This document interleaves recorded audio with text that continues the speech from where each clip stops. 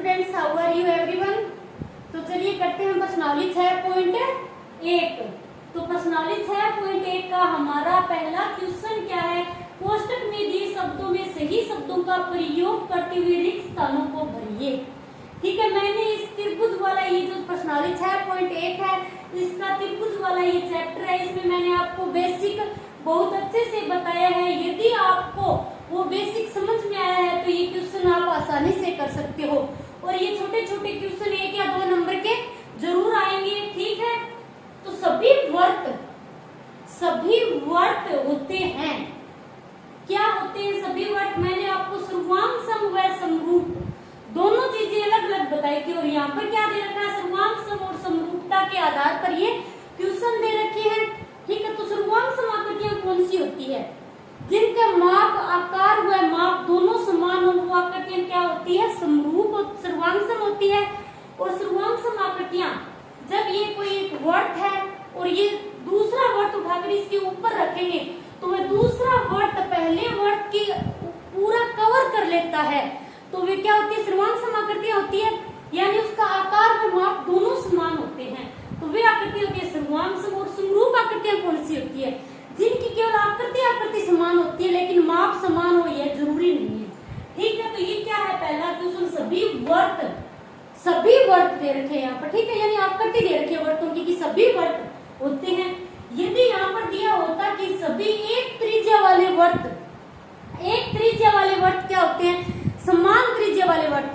ठीक है, जिन वर्तों की त्रिज्या समान हो गई तो उनका आकार भी समान हो गया, आकृति भी समान होगी, तो फिर वे सर्वांग सम होते। ठीक है, अब हमें दे रखा है सभी वर्त होते हैं, सभी वर्त।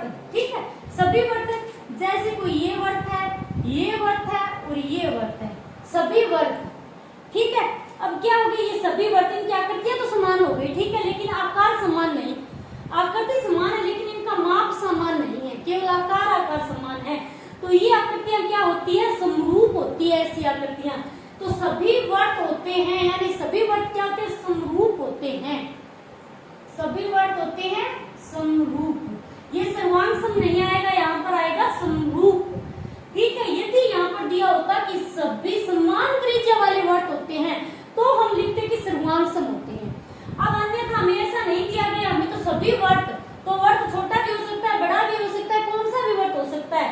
तो इसका मतलब है कि आकृति तो समान है कि वर्त है, लेकिन इनका माप समान नहीं है, तो क्या आएगा यहाँ पर? समरूप। सभी वर्ग। अब यही क्वेश्चन फिर से वही देगा, सभी वर्ग। यहाँ पर यदि ये दिया होता कि सभी समान भुजाओं वाले वर्ग, यदि समान भुजाओं वाले वर्ग होते तो क्या होते? सर्वांग सम होते।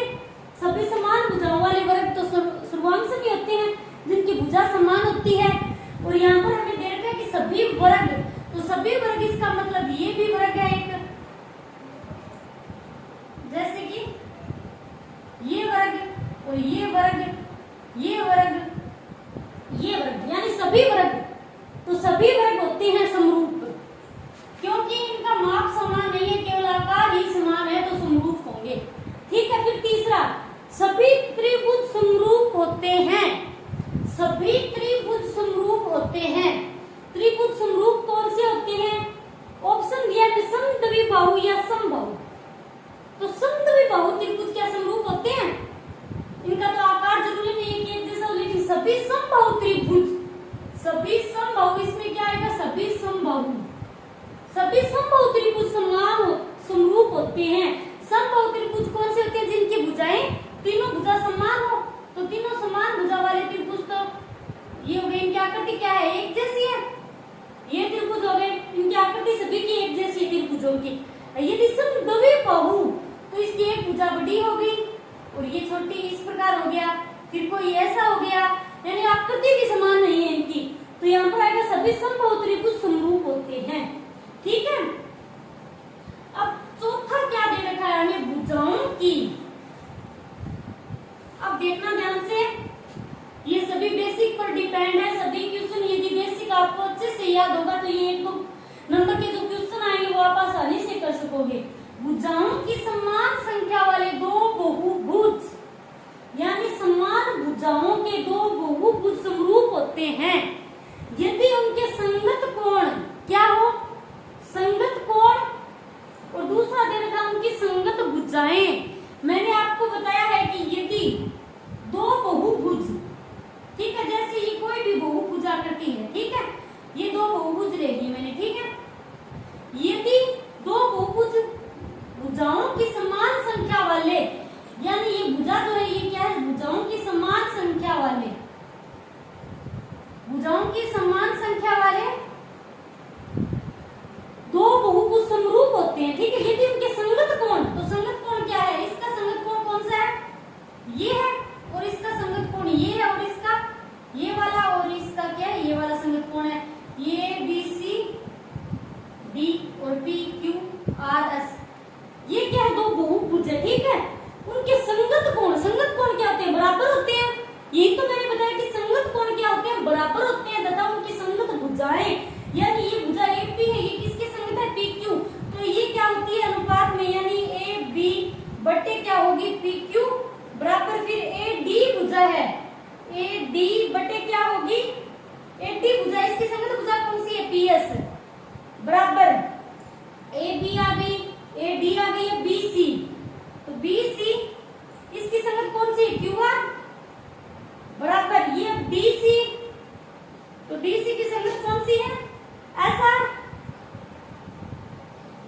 ये क्या है, भुजाओं का अनुपात, यानी दो बहुभुज कौन कौन सी होगी संगत, यानी ये कोण के बराबर कौन सा होगा, इसका संगत कोण है P, और ये कोण B है, ठीक है, B कोण का संगत कोण होगा कोण Q, और कोण D का संगत कोण होगा कोण S।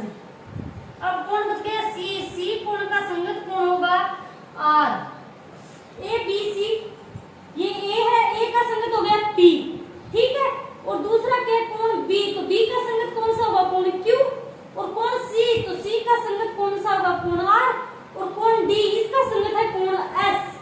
यानी भुजाओं की समान संख्या वाले दो बहुभुज समरूप होते हैं यदि उनके संगत कोण, तो ये तो हो गए संगत कोण, ठीक है, यदि उनके संगत कोण बराबर हो, संगत कोण क्या होंगे, बराबर, तो इसमें आ जाएगा बराबर हो, तथा उनकी संगत भुजाएं क्या हो, समानुपाती हो, समानुपाती। तो ये हो गया हमारा पहला क्वेश्चन, ओके। दूसरा क्वेश्चन क्या है हमारा, निम्नलिखित युग्मों के दो उदाहरण दीजिए, दो भिन्न उदाहरण दीजिए, ठीक है, यानी समरूप आकृतियां। अब समरूप आकृतियां कौन सी होती है, ये पहला है, ठीक है, उदाहरण कितने देने हमें, दो भिन्न उदाहरण देखते हैं। तो इसका पहला उदाहरण देखते हैं, समरूप आकृतियां। समरूप आकृतियां कौन सी होती है, जिनकी आकृति समान हो, आकार समान हो, पर माप समान हो या ना हो, जरूरी नहीं है माप समान हो, ठीक है। तो समरूप आकृतियां कौन सी होती है, यानी मैंने आपको बताया कि सभी समबाहु त्रिभुज क्या होते हैं, समरूप होते हैं, और सभी वर्ग समरूप होते हैं, सभी आयत, सभी वर्त समरूप होते हैं। तो हम लिख देते हैं कि सभी वर्त, सभी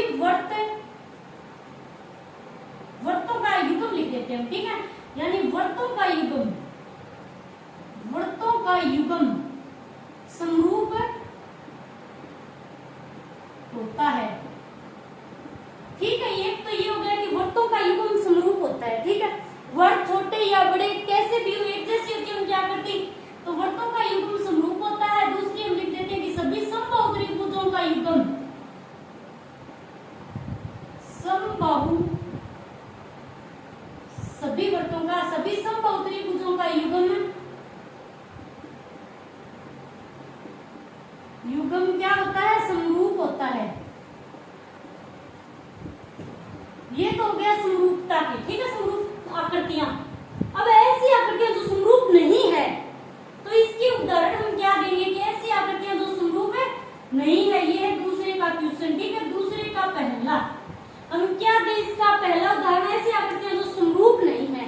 समरूप आकृतियां कौन सी होती है, जिनकी आकृति समान हो, जैसे वर्त है तो सभी वर्त छोटे या बड़े, उससे बड़े जितने भी वर्त हैं, यानी आकृति तो उनकी वर्ती रहेगी, आप माप समान हो या ना हो, तो ऐसी आकृतियां समरूप होती है। तो यदि हम ले लें एक समचतुर्भुज ले लें और एक हम आयत ले लें, तो क्या होगी, उनकी आकृति समान नहीं होगी, तो वे क्या होंगे, समरूप है। ऐसी आकृतियां जो समरूप नहीं है, तो ऐसी आकृतियां समरूप नहीं होती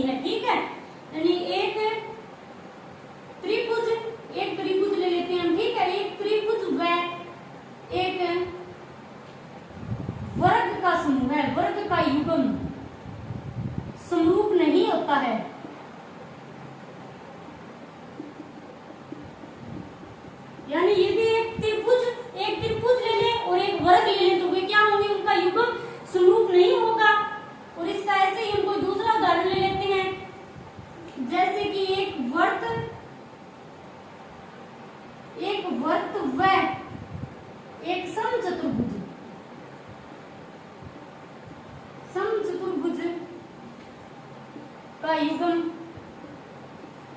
समरूप नहीं होता है। ठीक है, तो ये हो गया इसका दूसरा उदाहरण। एक वर्त व एक समचतुर्भुज, यानी वर्त कैसा होता है, ये तो वर्त हो गया, और समचतुर्भुज ये हो गया समचतुर्भुज। तो एक वर्त व एक समचतुर्भुज का युग्म समरूप नहीं होता। क्या ये समरूप है आकृतियां? ये तो आकृति भी एक जैसी नहीं है। एक त्रिभुज व एक वर्ग, तो त्रिभुज क्या होता है, ये त्रिभुज हो गया, और एक वर्ग ये वर्ग हो गया। ठीक है, एक त्रिभुज व एक वर्ग का युग्म, ये इन दोनों का युग्म क्या है, समरूप नहीं है। और पहला क्या, सभी वर्तों का युग्म समरूप होता है, यानी सभी वर्त, जैसे ये वर्त है, ये वर्त है और ये वर्त है, जितने भी वर्त उनकी आकृति एक जैसी है, तो वे समरूप होते हैं। सभी समबाहु त्रिभुज, ये समबाहु त्रिभुज जिसकी तीनों भुजाएं समान हो, एक ये समबाहु त्रिभुज हो गया और एक इसके अंदर समबाहु त्रिभुज हो गया, तो ये क्या है, त्रिभुजों का युग्म समरूप होता है। ठीक है, तो ये हो गया दूसरा क्वेश्चन। अब तीसरा क्वेश्चन क्या है, बताइए कि निम्नलिखित चतुर्भुज समरूप है या नहीं। ये दो चतुर्भुज दे रखे हैं। ठीक है, अब हमें बताना है कि ये समरूप है या नहीं। तो समरूप कब होते हैं, मैंने आपको बताया है कि जब दो बहुभुज, ये क्या है, बहुभुज ही तो है, भुजाओं से, चार भुजाओं से बंद आकृति है। ठीक है, दो बहुभुज जिनके संगत कोण समान हो। ठीक है, यानी कोण एस कोण डी के समान हो, कोण आर कोण सी के समान हो, और कोण पी कोण ए के समान हो, और कोण क्यू कोण बी के समान हो। यानी जब दो बहुभुजों के संगत कोण समान हो तथा उनकी संगत भुजाएं क्या है, समानुपाती हो, तो वे त्रिभुज क्या होते हैं, समरूप होते हैं। या इनकी भुजाएं क्या है, भुजा एस पी, हम भुजाओं का अनुपात निकालते हैं। ठीक है, यदि कोण समरूप कब होते हैं, जब कोण एस बराबर क्या हो, कोण डी। ठीक है, और कोण पी बराबर, कोण पी का संगत कौन सा है, कोण ए। ठीक है, और कोण एस आ गया, कोण पी। अब कोण आर किसका संगत है, कोण आर कोण सी का। अब कोण क्यू किसका संगत है, कोण बी का।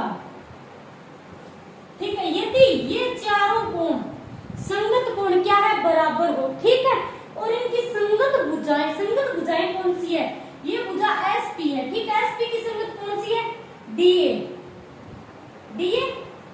अब भुजा एस आर की संगत भुजा कौन सी होगी, डी सी बराबर। अब आर क्यू भुजा कौन सी है, आर क्यू, तो आर क्यू की संगत होगी सी बी बराबर। अब कौन सी भुजा बची है, पी क्यू, तो पी क्यू की संगत कौन सी होगी, यहाँ पर ए बी। यदि ये चारों संगत भुजाएं समानुपाती हो, यानी इनका अनुपात समान हो, तो क्या होंगे, ये बहुभुज, ये चतुर्भुज क्या होंगे, यहाँ पर समरूप होंगे। तो हम चेक करते हैं एक बार। एस पी कितनी दे रखी है, 1.5 है, बटे डी ए, तो डी ए यहाँ पर 3 बराबर। अब कौन सी है, एस आर, तो एस आर है 1.5 बटे डी सी 3 सेंटीमीटर, यानी ये भुजाएं तो है 1.5 और ये 3, तो भुजाओं का अनुपात तो क्या है, समान है। भुजाओं का अनुपात तो क्या है, समान है, लेकिन कोण, ये कोण एस, इसका संगत कोण क्या है, डी, तो ये तो है 90 डिग्री का, और ये कोण 90 डिग्री का नहीं है। ठीक है, तो ये कोण क्या है, आपस में समान नहीं है। तो हम लिख देंगे, बताइए कि निम्नलिखित चतुर्भुज समरूप है या नहीं। तो हम लिखेंगे, इसका आंसर हो जाएगा, अतः दिए गए चतुर्भुज